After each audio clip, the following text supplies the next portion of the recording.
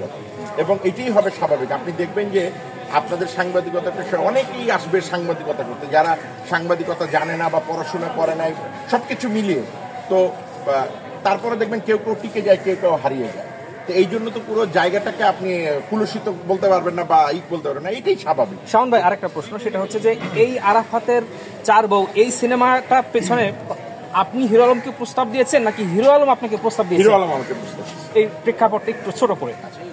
আসলে বিষয়টা হচ্ছে যে রাগ ক্ষোভ যতই কাজ করুক, দিন শেষে আমি মনে করি যে আমরা মানুষ, আমাদেরকে বেঁচে থাকতে হবে। আপনি যদি বেঁচে না থাকেন তাহলে আপনি কর্ম করবেন কি দিয়ে? যতই আপনার রাগ ক্ষোভ থাকুক, সেই জায়গা থেকে অনেক কিছু আমি ভুলে যাই, যে আচ্ছা ঠিক আছে, যা হয়েছে হয়েছে, ভুলে যাই, এটা আমার ভাগ্যে ছিল। কিন্তু যখন হিরো আলম আমাকে প্রস্তাব দিল যে ভাই এই ব্যাপার, এত কিছু হয়ে গেছে আমাদের সাথে, আমরা এরকম একটা ছবি করতে চাই, আপনি যদি রাজি থাকেন তাহলে আপনি ডিরেকশন দিবেন, তাহলে অন্য কাউকে দেব, আমি সুযোগটা হাতছাড়া করতে চাই। জানতে চাই যে শেষ করুক না ভাইয়া, এটা হ্যাঁ বলুন। আচ্ছা, এই যে নামটা নির্ধারণ করা হয়েছে আরাফাতের 4 বউ, বর্তমান সময় প্রেক্ষাপটে এই সিনেমার নামটা কতটুকু আসলে যুগোপযোগী, যেহেতু সিনেমাটা ব্যবসা সফল হওয়াটাও জরুরি, আর এই নামটা নির্ধারণ করার কিছু নাকি আলোচনায় আসার জন্য? আচ্ছা, বিষয়টা হচ্ছে যে দুইটা প্রশ্ন। আপনি বলছেন প্রতিশোধ, আর এই পাশ থেকে একজন বলছে আলোচনায় আসার জন্য। আপনি দেখবেন আমাদের মেইন স্ট্রিমের টেলিভিশন চ্যানেল থেকে শুরু করে, যারা আপনারা ইউটিউব কন্টেন্ট ক্রিয়েটর থেকে শুরু করে, এমন একটা টাইটেল দেন যে টাইটেলটা আলোচনায় চলে আসতে পারে, যেই টাইটেলটা ভিউ বাড়ায়, সো দ্যাট আমরা সবাই কিন্তু আলোচনায় আসার জন্য কাজ করি।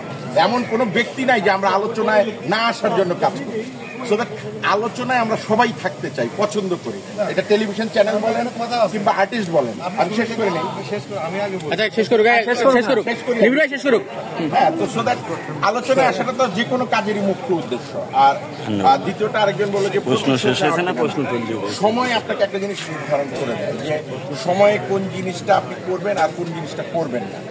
তো সেই দৃষ্টিকোণ থেকে এখন অনেকেই যেহেতু এই সময় এই কাজটি করছে, আমরা সেই একই কাজই হয়তো স্রোতে গাও ভাসিয়েছি যে এরকম কিছু একটা করা যায়।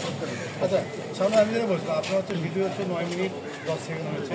আমরা যদি এই 9 মিনিট 10 সেকেন্ড যারা মিনিট নেমে সাংবাদিক, এখান থেকে কথা কিন্তু আমরা নিয়ে কিন্তু আমরা শিরোনাম দিই। আমরা যদি তুলনা করেন না, আপনি কথাটা আরেকবার বুঝতে পারবেন। আপনি একজন সাংবাদিক, আপনার এখন বর্তমান সময়ে আপনারা দেখা যাবে যে 4-5টা ইউটিউব চ্যানেল, আপনি অস্বীকার করতেই পারবেন না, আমি আপনাকে ব্যক্তিগতভাবে চিনি। সো দ্যাট কাউকে ছোট করে কথা বলাটা, যারা শিল্পী বা নির্মাতা আছে, আমাদের অন্তত উচিত না। আমাদের কাছে আপনারা সবাই ভাই।